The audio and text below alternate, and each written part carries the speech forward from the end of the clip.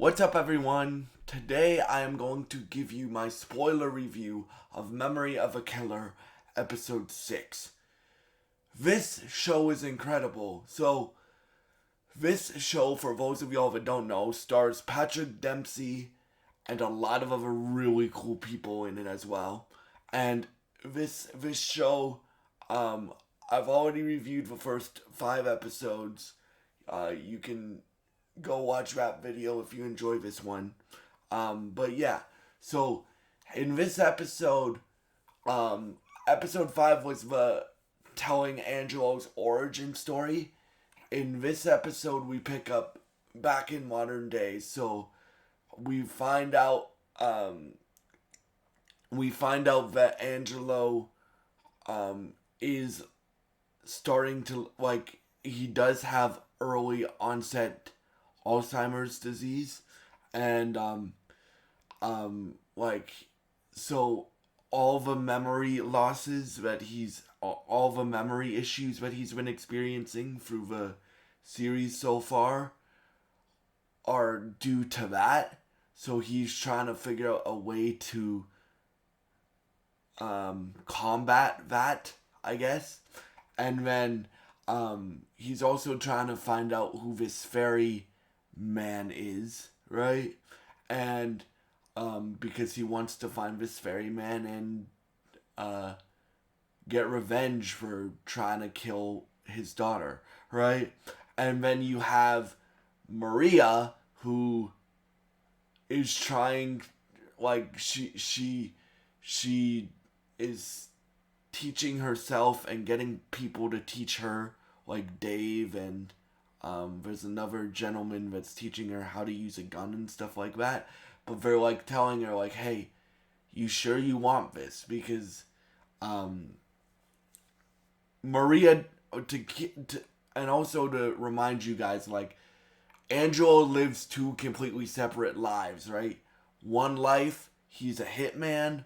One life, he's a salesman that sells photocopiers with a daughter and about to be a grandfather, right?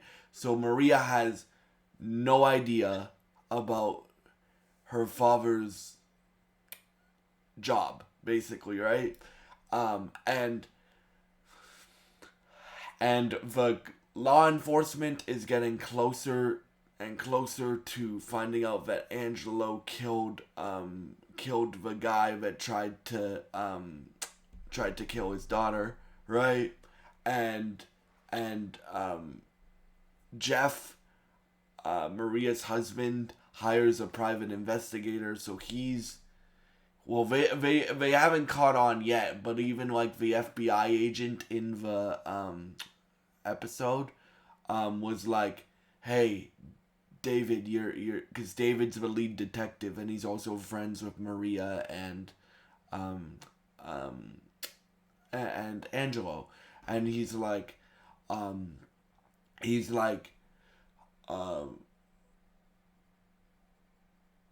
Angelo didn't do this. Angelo's just a grieving husband, and he's a good man, right? Because guys, until this series picks up, right? Angelo's kept the lives completely separate from each other. Even his wife didn't know about his extracurricular activities, working for the mob and stuff, right? But as the series goes on and this episode goes on, we find out that people are starting to notice things. You have Maria training with a gun, right? You have the cops noticing things, or the FBI agent noticing things, and you have Jeff hiring a PI, and we'll see where that goes.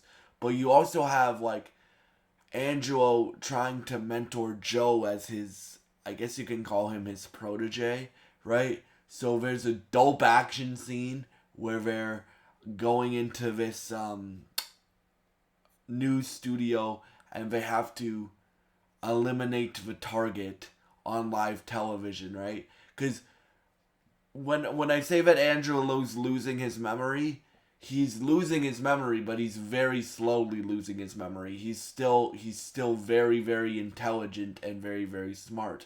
Like, and we'll talk about the performance aspect in a minute, right? Because acting is one of my biggest passions in life, right? And so I love enjoying it, but I also love studying it because I love it, and I love studying music. I love enjoying music. I love studying entertainers, and I love enjoying entertainment. So we'll talk about the performances in a minute, but basically what happens is you still get to see Angelo be a badass. Like the opening scene of this episode is he's going in to confess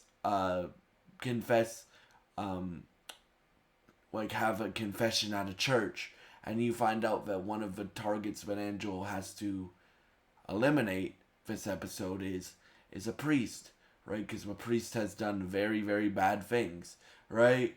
And so he uses the confession to get close to the priest, and he's like, hey, confess to what you've done and I won't do what I have to do, basically, right? And the priest doesn't do that, so Angelo does what he has to do. And then the other target, the informant for the law enforcement, is like, they have to shut him up on live TV, basically, right? And so what they do for this one is they Angelo and Joe have to like rig his heart defibrillator to like short out while he's on TV. So like they take a little device and stuff like that and play a frequency, and they're like walking away and stuff like that. So like this show is basically like if you took Sopranos and mixed it with I guess Batman, cuz again, the like Angelo, like it keeps his memories deteriorating over the season so far, right? And he he's still doing a fairly good job of keeping the lives completely separate, but I think people are gonna find out what Angelo actually does for a living in the next few episodes, right? But yeah, so now let's talk about the performances. So the performance from Patrick Dempsey here is incredible, man. Like when he's doing his mob stuff, his delivery is like down here and very like very intelligent but also very cold. When he's like talking to his daughter or talking to Nikki, who we find out it's heavily implied that Nikki is the ferryman, right? And Nikki and Angelo are dating, but like when like Patrick Dempsey is such a good actor because bro, like he switches, like it's like a switch like that. Like when he's mob guy, his register for his voice is down here and very like intelligent but also very cold because of what he has to do, right? But when he's trying to impress Nikki and and like be a gentleman, he's very like, oh, you want some wine? What you want? You like, let's have fun. Let's do this and let's do this and stuff like that. And like the registers are completely different. The way he moves when he's doing certain things is completely different, right? Because one is very tactical and very cunning, and then the other one is very like charming and and and and and like people do actually think that he's a photocopier, but again, a salesman of photocopiers, and a father. Well, he is a father, but like when he's the hitman, the mob doesn't know that he has a family, right? So he's very like his. What I'm trying to say is Patrick Dempsey performs this character really, really well. Like again, there's a switch that happens when he's Dad Angelo, and then there's a switch that happens when he's when he's Hitman Angelo. There's like a different switch that happens. Like that's why I say Patrick Dempsey is such a good actor, because like you can tell when he's performing as Dad Angelo and when he's performing as Hitman Angelo, right? Like Angelo that has to get a job done, right? Like so like the performances are great in this show. The action is great in this show. The plot is great in this show. Like I couldn't like when they revealed that Nikki might be the ferryman, I didn't see that coming. Like right? Like I didn't see that coming, and I'm like, oh, what the hell? She's the ferryman? I wasn't expecting that, cause and stuff like that. So yeah, like for me, I would give this episode um um of Memory of a Killer like a 9 out of 10, and I would strongly recommend you guys watch this show. If you're in Canada, it's on Crave TV, and I don't know where it is in I don't know which streamer it is on in America, but I know in Canada it's on Crave TV. That's where I watch the episodes.